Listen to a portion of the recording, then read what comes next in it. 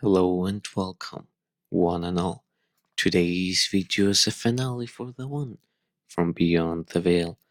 I hope all that watched the entire tale, or parts of it, gained enjoyment from it. Now, let us begin.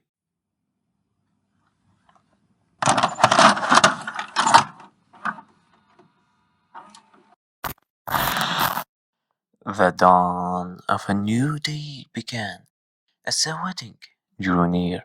Prism awoke, screaming. His fur turned dark gray as his claws stared at the air as though shredding invisible specters. Mayflower, roused by the cacophony, rushed to his chamber. "What's wrong?" she asked, her voice trembling like a leaf in a storm. He recoiled, fur rippling obsidian black. "A nightmare. I don't remember." But the voice, his words fractured, replaced by a shudder, a laugh, horrid, crude, like broken glass, dragged across cobblestone, he murmured.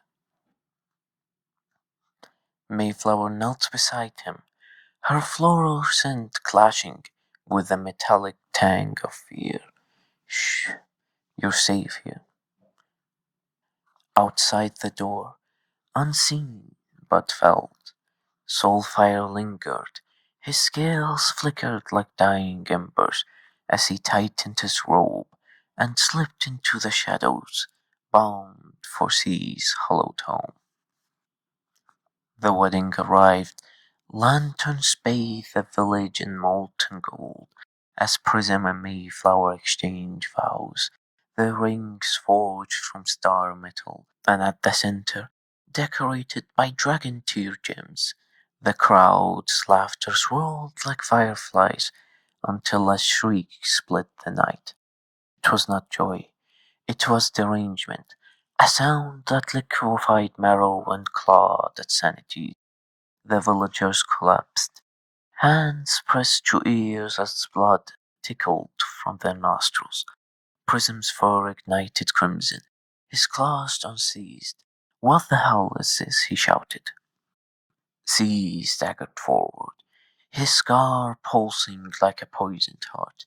"She has come. The demon of the breeze folk, the one who cursed me." His gaze locked on Mayflower, the air reeking of sulphur and dread. "It is a good thing your father told me of your husband's dream." He limped towards the epicenter of the scream, his robes dragging through trampled blossoms. "I'll never forget this horrid voice. Quickly, we must prepare. Time is of the essence." The guards and the elders rallied, weapons gleaming under the moon's pale dye. Guards with axes of blackened oak, spears tipped with venomous thorns, and bows strung with dragon sinew. Elders bearing scythes forged from void steel, and blades etched with runes older than the stars. Soulfire gripped his weapon, a scythe, a relic of wars long buried, and turned to Mayflower. "Forgive me, little bud. I prayed this day would never come." To Prism he growled, "Protect them, my son. Please, swear it." Prism's fur softened to jade green, resolves hardening. "I swear it, with my life." Soulfire's voice clasped his hand, weaving a spell that shimmered silver around him. "Return to me," she whispered. "Of course, my love," he vowed, pressing his brow to hers. The villagers fled towards the village's heart, where a portal awaits them, its edges fraying like torn silk. Prism lingered, watching Soulfire charge into the fray, until Mayflower seized his arm. "Come on!" She appeared, a mockery of life, one arm a gnarled blade, the other a withered claw, a horn shattered, an eye socket yawning void black, and yet a remaining eye glowed a sickly yellow that drew you in like moth to a flame. She laughed, the sound jagged and crooked. Where is she? Where is the one that bears my resemblance? Her blade scraped against her lips, leaving a trail of glistening ichor. Tell me, and I'll let you mongrels scuttle free. What do you say? The guards hesitated, weapons trembling in their grips. She lunged forward, his scar pulsing like a live wire. Do not fall for her lies. The moment we offer the boy, she'll slaughter us all. Her laughter sharp, as her vision focused on sea. Wait, I remember you. You're that coward from the city, filled with those lizards, or should I say used to be. What was it called again?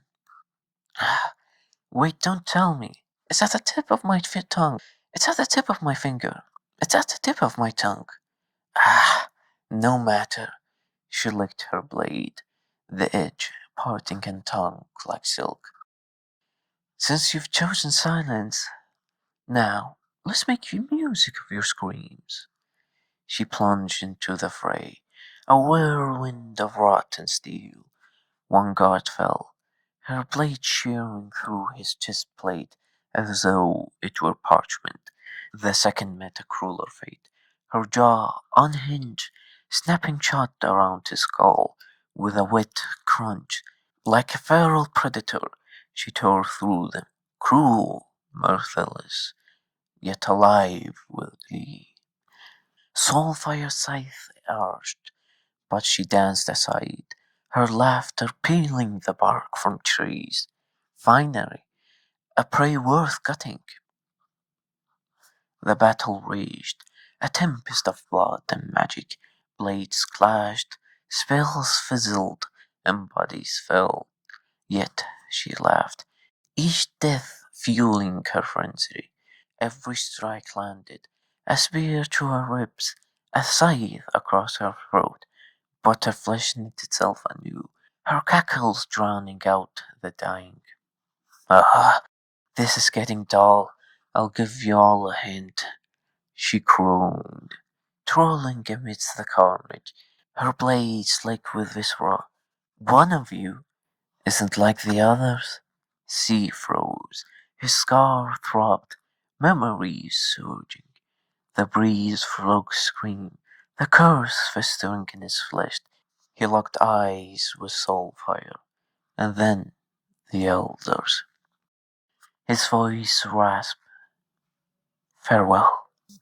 Before Soulfire could act, she lunged at her, plunging a dagger into his own chest and hers. You madman! Why? Soulfire shouted, coughing blood. She choked. The scar, it stores her pain. I noticed that with every blow the others landed, his shade would darken. She must have channeled it here. That is why she spared me, in preparation for this very day. There's another way, Soulfire begged, magic crackling uselessly in his palms. We can still fight. Go, she hissed, cutting Soulfire off, his body trembling as the scar's violet light intensified. I'm barely holding her. Leave, the elder seized Soulfire, dragging him back as he thrashed. Let go of me, he screamed. One elder snarled. His sacrifice must not be in vain. You are the closest to him. Please, do not make his sacrifice meaningless. Soulfire looked at sea one last time and said farewell, my brother. Sea nodded, letting out a faint smile. Alone, she faced the demon. She laughed whilst clapping her hands. Well done, little lamb. You've discovered the truth. What now? Tilting her head, she mocked sea. This was your grand plan? How adorable! I could just pinch your cheeks.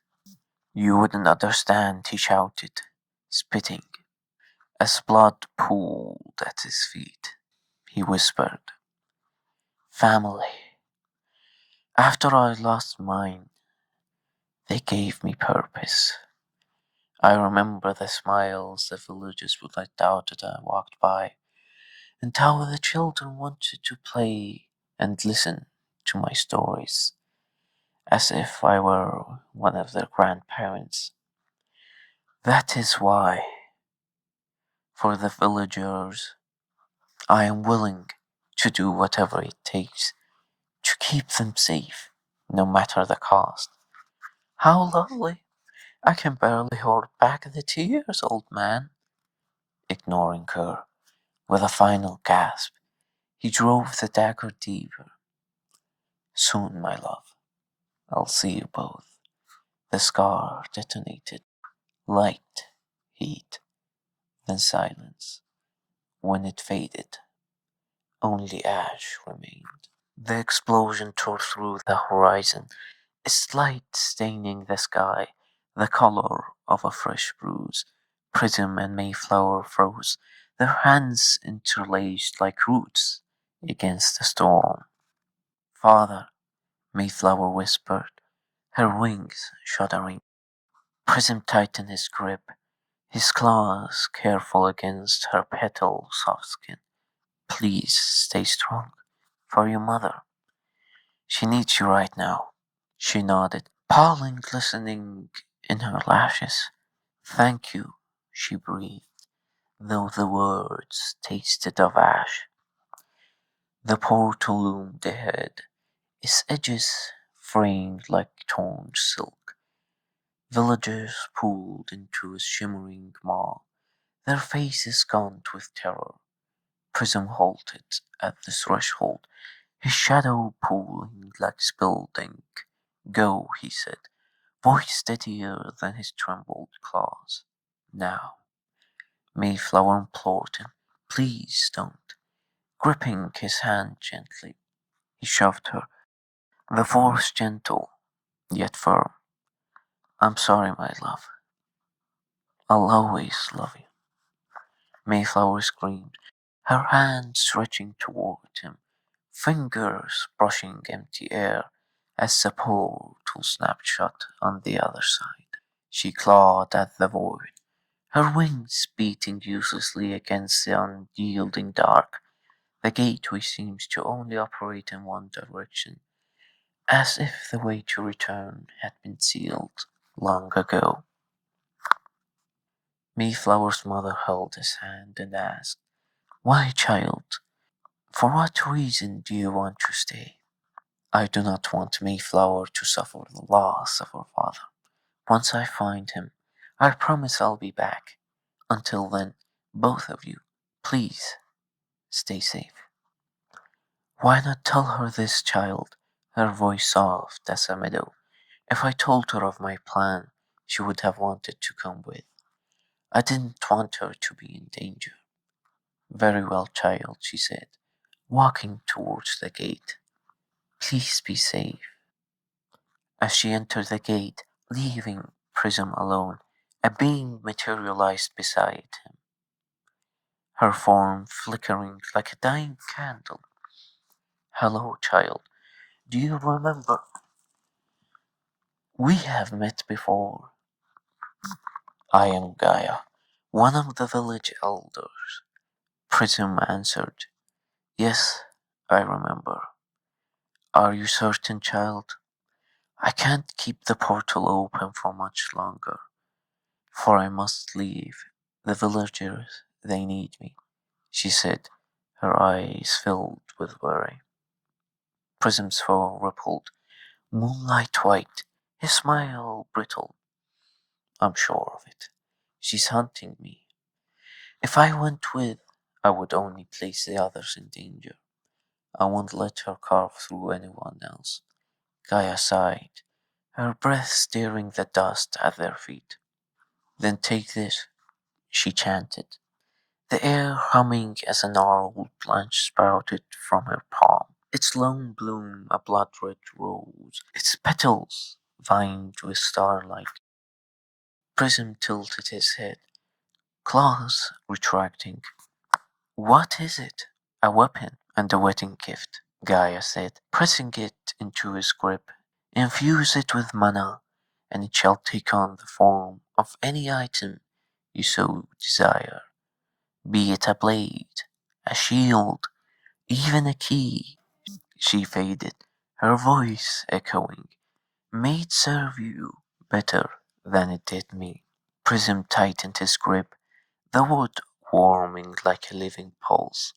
Thank you, he murmured to the empty air, then turned towards the ruin. The wedding venue awaited. Prism reached the venue, or what remained of it. The air reeked of charred nectar and molten stone. Trees stood skeletal, their branches clawing at the sky like beggars to gold. Flowers turned to ash, grass to cinders. At the epicenter lay two corpses, fused to the earth like grotesque sculptures. He crept closer, claws retracting. The male corpse, though charred, bore C's jagged scar, its edges still faintly violet. The female, her empty eye socket glimmered yellow. Prism recoiled as the corpse twitched. It let out a laughter, a sound like rusted nails dragged across glass. She bloomed like a poisonous flower, radiant, delicate, yet utterly fatal. Beauty clung to her like perfume, impossible to ignore, even as danger whispered beneath every petal.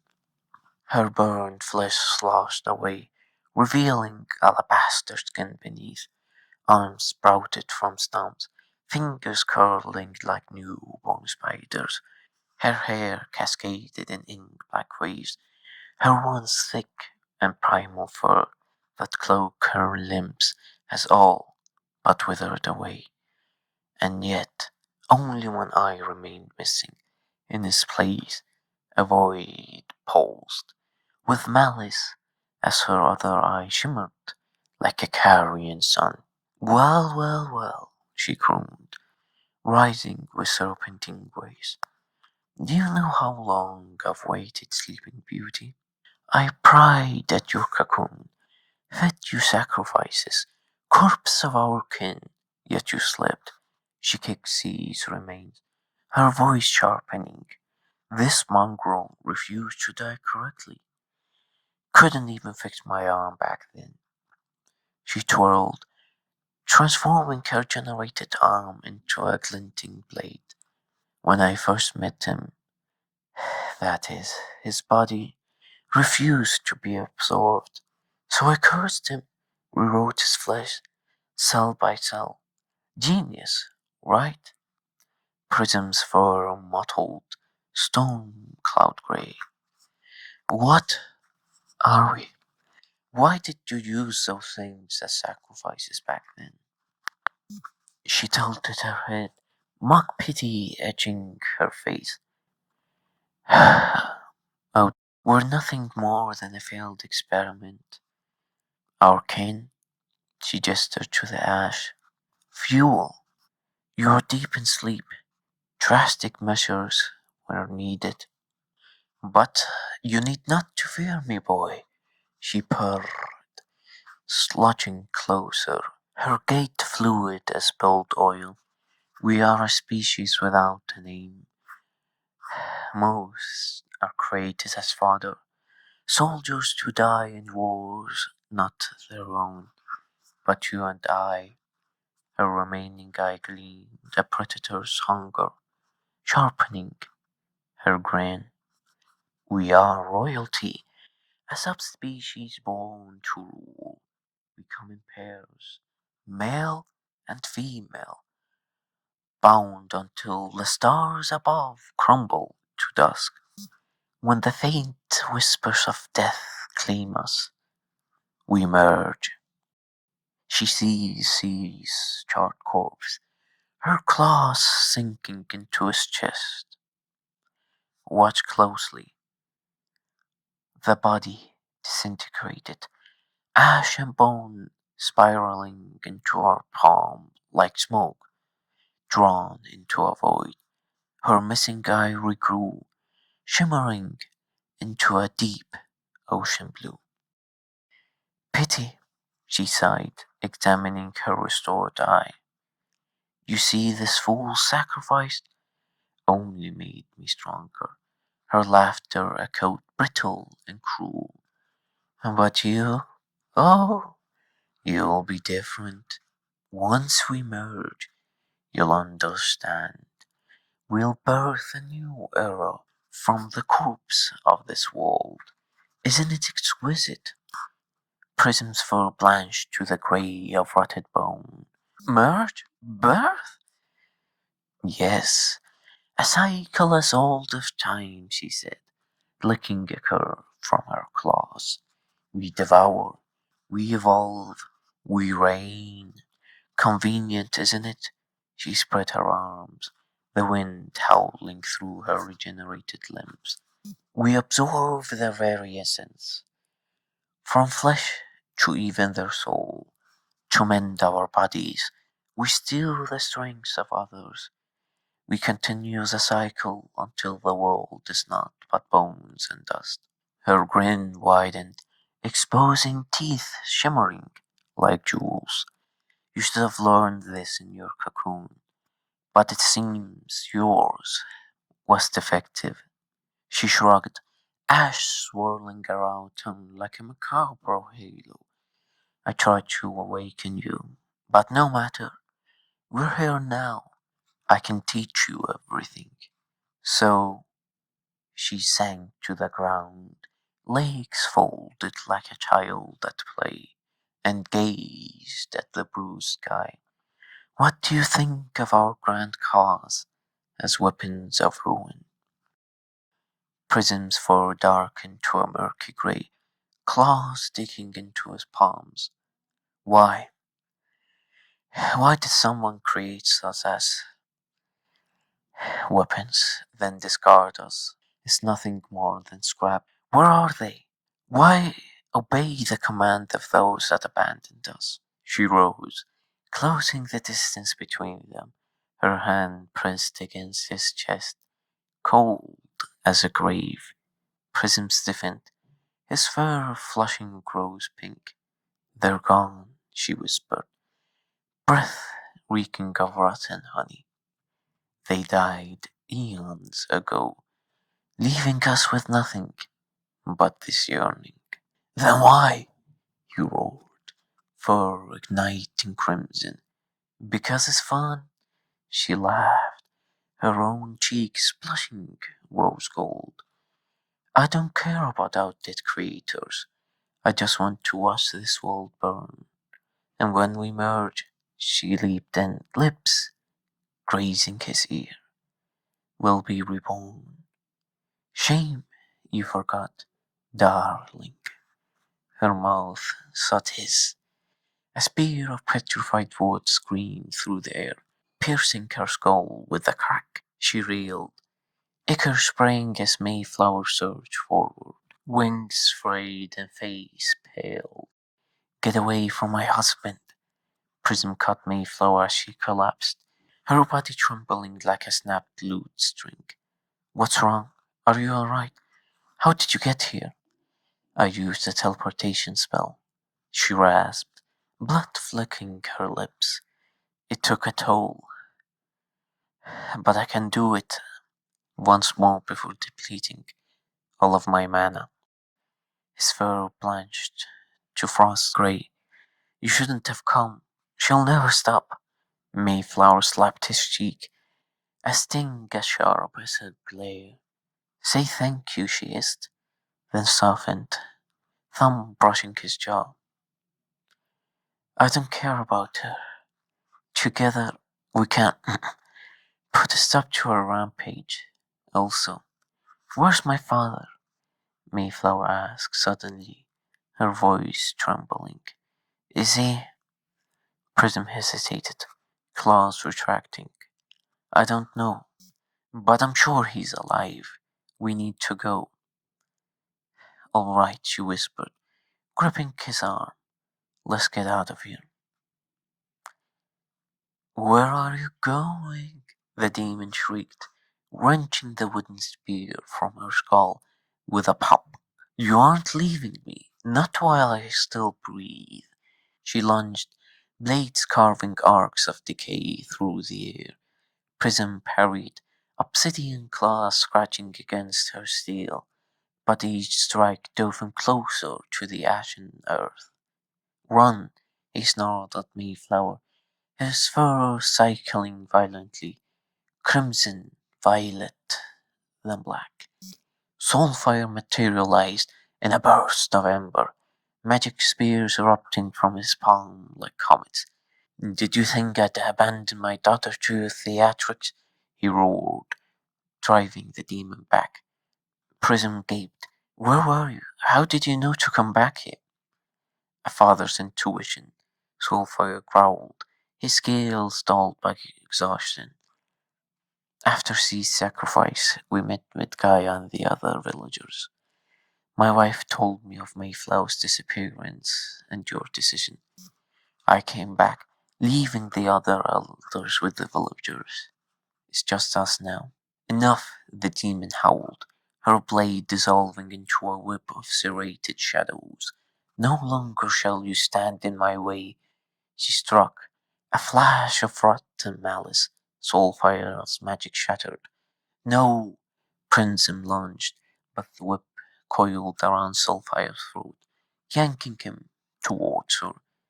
The demon loomed over Soulfire, her grin splinting her face like cracking glass. Now, darling, I'll get rid of one of the weeds standing in our way. Mayflower dove between them. The blade pierced both of their chests. A sickening thought. Look at that, darling. I killed two birds with one stone, she said, while laughing like a madman. Bringing the blade closer to her mouth, she licked it. Why? Prism screamed, his fur erupting into a maelstrom of hues. Scarlet, gold, green, blue, violet, then void, black, as he cut her falling body. Mayflower's hand lingered on his cheek, her touch lighter than a moth wing. Because he's my father, and I love him, she whispered, her breath a dying breeze. She pulled him close, lips brushing his cheek. A kiss seared into his soul like a brand. I wish that one day you'll learn of this love. Then her body stilled, Prism's fur darkened, black as a starless sky, streaked with violet like poisoned vines. His irises split to sulphur yellow, pupils narrowing into crimson slits. A growl rumbled in his throat, feral and fractured. The demon clapped, her laughter unspoiling, like rotten thread. Oh, this is precious. You're the one who inherited that this time. Fine, I yield. She spread her arms, mockingly serene. Do it, darling. Devour me. Prism lunged. His claws sank into her chest, blackened crystal erupting from his fingertips like jagged roots. She laughed, even as he tore into her. Flesh, bone, memories, consuming her whole. Her giggles echoed inside him, a chorus of ghost. When it was done, he turned. Alone, he knelt beside Mayflower's corpse. A single tear fell, striking where her heart used to beat. Gently, Mayflower lay motionless, her wings curled like shattered petals. Soulfire's body rested nearby, his scales dulled to ash, eyes froze amid glare. His claws trembled as he absorbed them. He began with the love of his life, Mayflower. Her essence flowed into him like moonlight through cracked glass.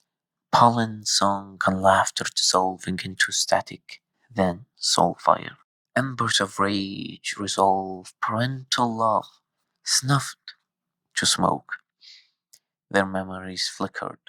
A child's first flight, a father's secret pride, a wedding vow whispered under starlight. Now gone, none except for him remain as the final testament. Prism screamed, and the world shattered. Trees vaporized, rivers boiled.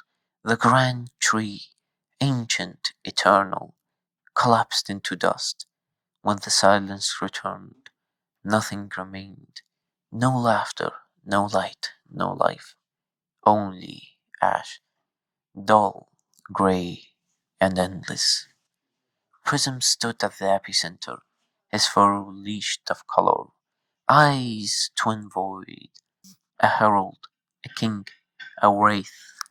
Somewhere in the wastes beyond, where the grand tree once loomed, a lone flower struggled through the ash, a bleeding heart bloomed, its petals trembling, the last remaining trace of the once great Florides. But Prism did not see it. He saw nothing at all. Prism wandered east, a colossus draped in shadows, its footsteps etching fissures into the earth. Villages crumbled beneath him like sand castles, their screams drowned by the thunder of his passage. With each land devoured, his form swelled, a mountain of fire and fury, his eyes twin suns bleeding crimson light. Farmers fled as his shadow blotted out the sky. Children's laughter died mid-breath. Rivers boiled dry where his claws grazed the soil. He left nothing but ruin in his wake. Forests flattened to splinters, mountains ground to dust, cities reduced to playthings. The earth itself recoiled. Meanwhile, the ancient creatures steered. Prison's rampage shook the roots of the elder tree, its branches groaning as his fury seeped into the soil. They acted swiftly, binding him in chains of living bark and hurling him into the tree's deepest hollow. But sadly, it was for naught. He shattered the prison in minutes. The tree's other captives, beasts of shadow, creatures forgotten by time, spilled into the world, howling with glee. One, a serpentine titan with eyes like dying scars, bowed to Prism. We owe you our freedom. Prism's claws clamped the skull. The titan dissolved into smoke, absorbed into Prism's fur like ink into parchment. Seeing this, the others fled, but only one escaped. The others were all slaughtered mercilessly. As the slaughter went on, the ancient creatures conveyed beneath the elder tree, their discord echoing through its roots. The serpent of the abyssal soul hissed of drowning prism in lightless trenches. Armageddon urged for them to bind him by fire and ash. Yet the Great Spirit remained silent. No agreement bloomed until the storm bird descended in a tempest of lightning, wings casting jagged shadows. Banish him to the veil between realms. Once sealed, even he wouldn't be able to return. The Great Spirit shuddered, petals falling like trees. The veil's backlash could steal our minds. It is far too dangerous and steep of a cost. If I were to forget my purpose, it would mean the end of the elder tree and the birth of a chaotic age. If Armageddon loses his way, the land will never renew. If the great serpent, abyssal soul, were to fall to corruption, it would mean the end of the unified nations, for his presence allows for the safe travel of ships. Or if the storm bird screeched, thunder shaking the earth. I will open the veil. Once it closes, trap me in the tree. My absence will not unravel the world as yours would. The Great Spirit persisted, roots writhing. But the risk, you know the dangers we face when we lose the seed. It can never be filled again. Your absence would mean the loss of the skies. What if Armageddon cut him off? Flames hissing like serpents. Do you not see that he has made up his mind? That one, stubborn as a mule, once he decides on something, he will never change it, even if it comes at the cost of his freedom. He's willing to sacrifice everything for us and the land.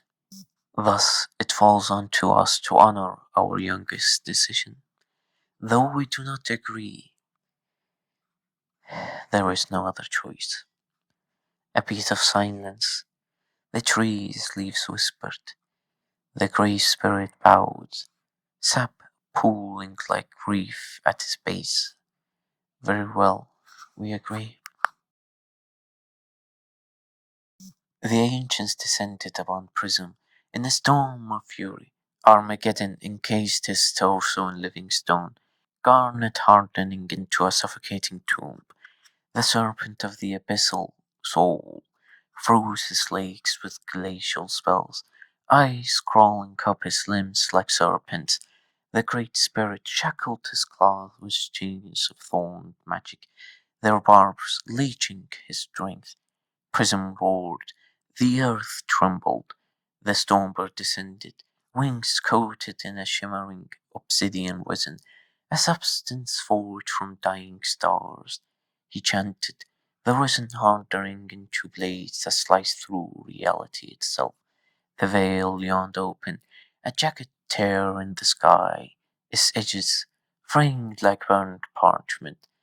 The ancients combined their might, hurling Prism into the abyss.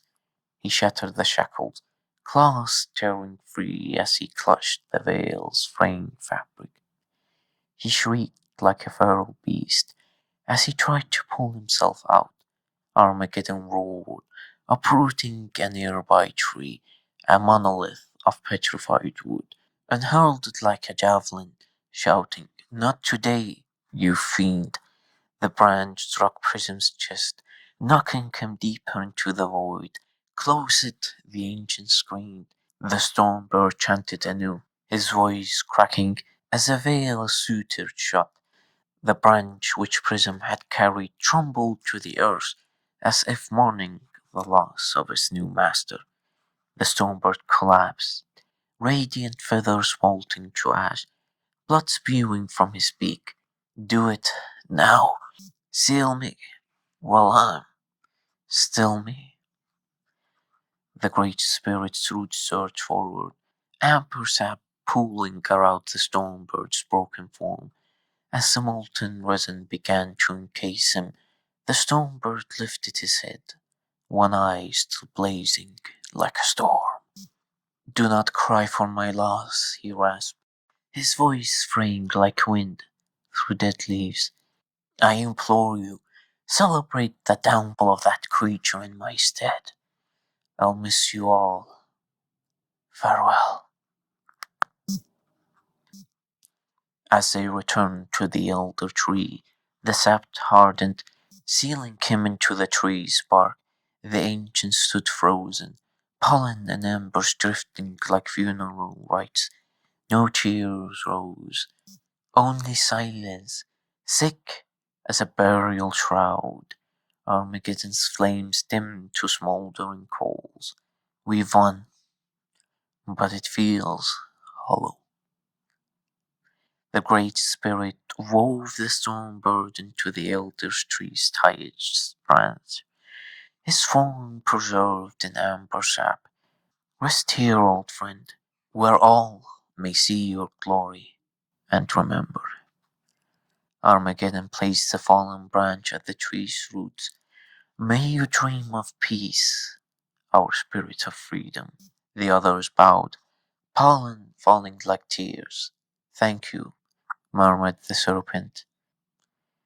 No need, the great spirit sighed. If I'd sealed him with the other prisoners, he'd endure nightmares for eternity. Here, he'll wander through endless skies filled with sweet dreams, even if all that remains is but a husk. It is the least I could do. The serpent shouted. If only our fallen sister had not made that horrid creature. I told her not to. Damn it all. No, only us remain. Armageddon embraced the serpent, telling him it's alright. The serpent, overcome with grief, whispered, I begged her not to. Not only did we lose her, but now even our youngest. Is there no way from is there no way to free him from the madness? The Great Spirit averted his gaze from the serpent. Sadly, there is none. For eons I have witnessed many attempts, but none succeeded. The silence was thick as they watched over the fallen brother. Deep within the veil prison wandered, a wounded soul with one desire, escape and head east towards the heart of decay. To return her. For centuries and millennia he clawed at the wall of that endless starry hell. Fist bloodied, talons splintered, the veil marked him, its boundaries unyielding as the gnashing teeth of time. But he would not relent. I will return, he murmured. The Stormbird's sacrifice, the ancient's triumph, were all. A millennia of hammering at the abyss bore result. A crack, thin as a single strand of hair. Prism laughed. The sound of a cacophony of 1,000 storms impaired. The figure split wide. Prism surged through the veil, snapping shut behind him, but not before sapping him of his monstrous form. His fur bled from void black to ashen grey, his titanic frame shrinking to mortal scale. The land recoiled, unrecognizing. What? Where am I now? He wandered. Years bled into decades, his path mindless until instinct led him east, to the heart of decay. The crater from where he first clawed into existence. The air reeked of rot, the ground weeping black ooze, as he walks towards the heart of the land. Before him stood a familiar sight. Prism knelt, obsidian claws trembling, as he tore a shard from his chest. Black ichor pooled, viscous and alive. He placed the fragments into a cocoon adjacent to his. The shards squirmed, twisting into her silhouette. Mayflower's face, wings, and smile. Soon, he whispered, fur rippling with hope. He entered his cocoon to rest, awaiting her revival. For the first time he dreamt, not of ash of fury, but of warmth. A meadow sprawled before him, wild flowers nodding, in a breeze scented with nectar. Sunlight filtered through blossoms of amaranth and moon lilies painting the air gold. A voice called his name, his very own name, one he had not heard since the tragic loss of the Floragan village. She stood there, wings a kaleidoscope of stained glass, hair a cascade of crimson petals. Prism, she murmured, her voice a balm to his fractured soul. He closed his eyes, the sound of her laughter weaving through the rustling grass. When he opened them, she was closer, her hands outstretched. You found me, she said. I missed you, my love. She embraced him from behind, her arms weaving through his like ivy. So did I. Around them, fireflies pulsed in time with the heartbeat of the earth. The meadow hummed alive with colors he had forgot existed. Sapphire blues, emerald green, the blush of dawn trapped in rose petals. Stay, my love. Do not leave me again, he whispered, as the dream began to fray at the edges, the flowers dissolving into mist. Never again, my love. I'll always be with you, she replied, her voice echoing as the light dimmed. Thus concludes our story. For years I thought the storm bird a traitor, his imprisonment within the elder tree a punishment for crimes untold.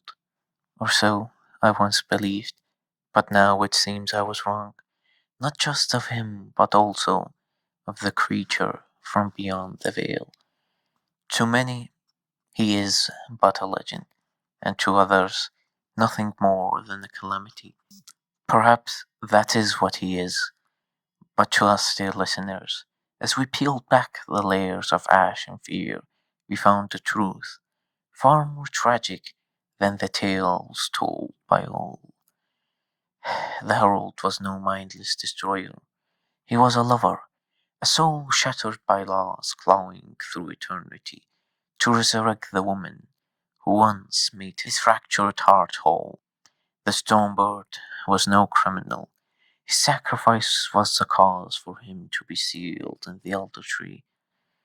No, he sacrificed himself, accepting the tree's embrace as his final resting place. It was not a punishment, but penance, a choice to spare the world of a greater evil. Do not mourn, he said as they washed over him. He told them to celebrate the downfall of that creature. He urged them to. I do not know if I could have done what he had. But how could the tales of these creatures only paint them as villains? How could they? He was no monster. He was a hero, a savior. What went wrong for the truth to be buried and lost to time? And neither was the herald. For one, neither was the herald. One bound by duty, and both devoured by love. But you see, dear listeners, now we know better. Perhaps one day we'll learn if Loragan culture still survived, if Mayflower's friends rebuilt their homes of singing stone, if the ancients came to terms with their loss. Until then, farewell.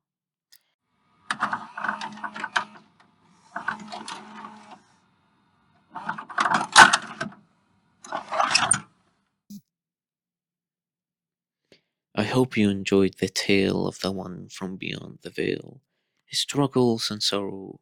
If you enjoyed these type of long stories, leave a like and comment down below to let me know, so I can focus on these types of videos more than my shorter stories. And also, I hope to see you again. Farewell.